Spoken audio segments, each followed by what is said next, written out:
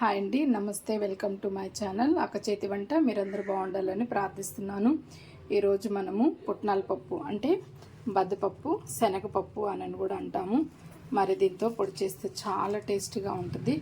దానికి కావాల్సిన పదార్థాలు చూడండి. ఈ సైజ్ కప్పు నేను కొద్దిగా ఎక్కువగానే ఉంటుందని తీసుకున్నాను. స్టాక్ కూడా మనం పెట్టుకోవచ్చు. ఒక 1 మంత్ దాకా కూడా మనకు ఉంటుంది. దానికి కావాల్సింది పెద్ద కప్పు సైజు తీసుకున్నాను.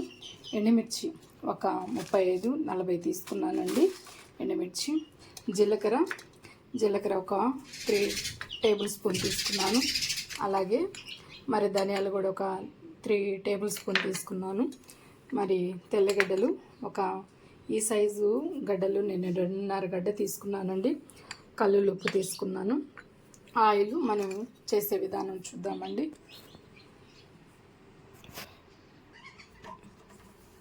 స్టవ్ వెలిగిద్దామండి. స్టవ్ వెలిగించేటప్పుడు చాలా జాగ్రత్తగా చూసుకొని వెలిగిద్దాం. కడాయి పెడదాం. కడాయి మనము పెట్టేసుకున్నాము. ఎక్కువ సమయం కూడా తీసుకోదు. ఇట్లాంటి పొడులు మనం చేసి పెట్టుకున్నాము అని అంటే ఎప్పుడైనా టిఫిన్లోకి, దోశలోకి, రైస్లో కూడా చాలా బాగుంటుంది, సరిపోతుంది.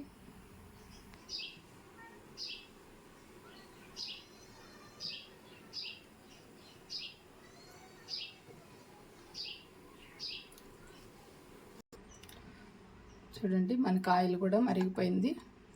ఇప్పుడు మనము ఎండుమిర్చి వేద్దాము.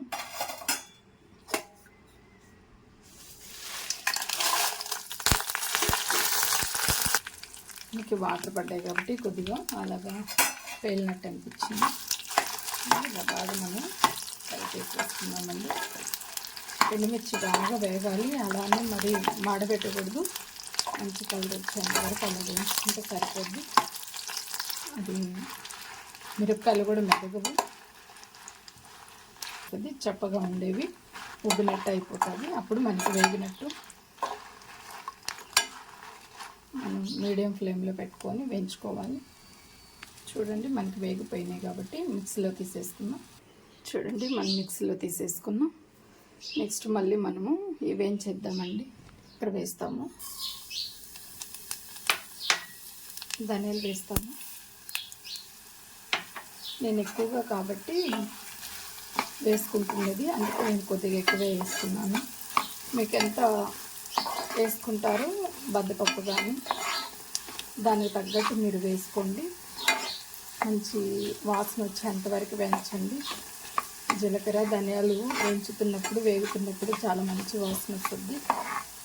పొడిలో వేసుకున్నప్పుడు చాలా కమ్మగా కూడా ఉంటుందండి. ఇలా మనము వేయించేసేసుకుంటాం.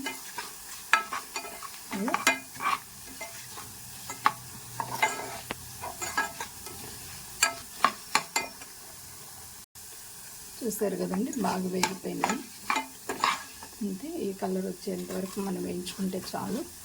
ఇంకా ఆపేస్తాం.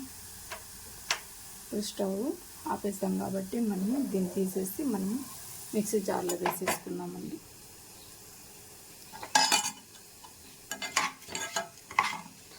వేడిగా కాకుండా మనం కొద్దిగా చల్లారనిచ్చిన తర్వాత మనం మిక్సీ పట్టుకోవాలి. ఇప్పుడు కొద్దిగా సాల్ట్ కల్లులు వేసేసుకున్నామండి.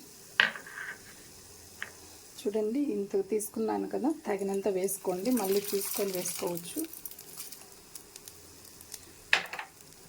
ఇప్పుడు మిక్సీ పట్టేద్దామండి. చూసాం కదండి, ఇలా వేసేసుకున్నాము. ఇప్పుడు దీంట్లో మనము పుట్నాల పప్పు వేసేసుకుందామండి.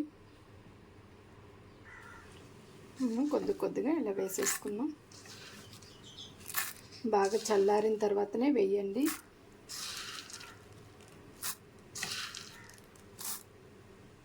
చూడండి, మొత్తం ఇటు వేసేసుకున్నాం.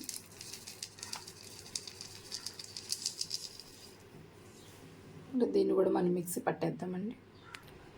చూడండి, మనకి ఎట్లా వచ్చేస్తుందో.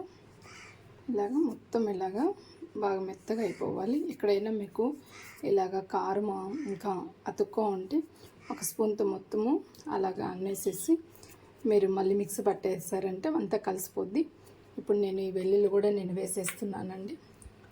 వేసేసి ఒకసారి మిక్సీ పట్టేస్తాను.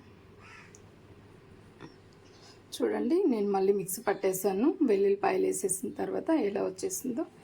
ఇలా చేసామంటే మనకు చాలా బాగుంటుందండి. దీనంతా ఒక బౌల్లోకి షిఫ్ట్ చేసేస్తాం, లేదంటే ఒక గాజు సీసాలోకి పెట్టేసుకున్నామంటే చాలా బాగుంటుంది. పెట్టేద్దామండి. చూడండి నాకు ఎంత పొడి వచ్చిందో. నేను ఒక 1/2 కేజీకి ఎక్కువ తీసుకున్నాను. మరి ఈ పొడి మాత్రము పప్పు తీసుకున్నాను 1/2 కేజీ కన్నా ఎక్కువ. ఎండుమిర్చి కూడా వేసాను. ఇదంతా బాగా మనం ఇలా స్పూన్తో అయినా కలిపేసుకోవచ్చు, లేదంటే ఇలాగా మనం చేత్తో అయినా ఇట్లా శుభ్రంగా మనం ఇట్లా అంతా నలిపేసామంటే చాలా బాగుంటుంది. దీన్ని వేడిగానే ఎక్కడైనా ఉండిందంటే మనం కొద్దిగా చల్లార్చుకొని, ఉండదు ఎక్కడైనా మనం మిక్సీ పట్టాం కదా ఇంత పొడి కాబట్టి, కొద్దిగా అనిపించినప్పుడు కొద్దిగా బయట అట్లాగా పెట్టుకొని మనం దీన్ని అంతా ఇట్లా నలిపేసుకొని గాజు బౌల్లో మనం ఇట్లాంటి దాంట్లో మనం అంతా పెట్టేసుకున్నప్పుడు మనకి ఎన్ని నెలలైనా ఉంటుందండి. మనకేం బూజు పట్టదు. కాకపోతే ఇది కొద్దిగా ఆరాలి. ఆరిన తర్వాత మనం పెట్టేసుకోవచ్చు. నాకైతే కొద్దిగా ఆరిపోయింది. నేను అందుకని ఇప్పుడు ఆ బౌల్లో షిఫ్ట్ చేసేస్తాను, గాజు సీసాలో. చూస్తారు కదండి, నేనంతా దీంట్లోకి ఇలాగంతా గాజు బౌల్లోకి తీసేసుకున్నాను. మీరు కలిపేటప్పుడే మళ్ళీ ఉప్పు చూసుకోండి. ఉప్పు చూసుకున్నప్పుడు మీకు ఎక్కడైనా తక్కువగా అనిపిస్తే కలిపేసి ఇలాగా స్టోరేజ్ పెట్టేసుకోండి. మీకు ఎన్ని రోజులైనా ఉంటుంది, ఎక్కడికి పాడైపోదు. మరి మీకు వేడివేడి అన్నంలో కూడాను మరి వేసుకొని నెయ్యి వేసుకొని తిన్నప్పుడు చాలా టేస్ట్గా ఉంటుందండి.